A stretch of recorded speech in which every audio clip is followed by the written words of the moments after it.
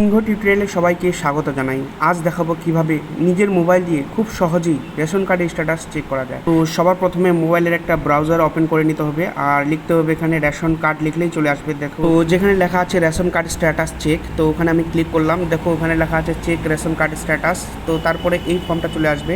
এই ফর্মটাতে দেখো একটাতে লেখা আছে সিলেক্ট, একটাতে এন্টার ফুল অ্যাপ্লিকেশন নাম্বার, একটাতে আর আছে 10 ডিজিট মোবাইল নাম্বার। তো এখানে ফর্ম নাম্বারটা সিলেক্ট করে নেবেন কোন ফর্মে আপনি আবেদন করেছেন। তারপরে দেখুন নিচে যে কোনো একটা দিতে হবে, হয় অ্যাপ্লিকেশন নাম্বার না হয়তো মোবাইল নাম্বার। অ্যাপ্লিকেশন নাম্বারটা আমার হারিয়ে গেছে, তো সেহেতু আমি মোবাইল নাম্বার দিয়ে চেক করতে পারবো, তাই আমার মোবাইল নাম্বারটা আমি দিয়ে দিলাম এখানে। আর নিচে ক্যাপচার নাম্বারটা ভালো করে বসাতে হবে ঠিকঠাকভাবে, তারপরে সার্চ করতে হবে।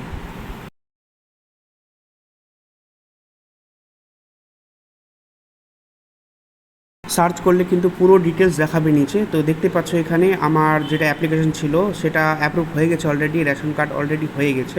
তো সেখানে কিন্তু রেশন কার্ডের ডিটেলসও পাওয়া যাবে, দেখতে পাচ্ছেন এখানে। তো এখানে ক্লিক করলে পুরো রেশন কার্ডের ডিটেলস দেখাবে।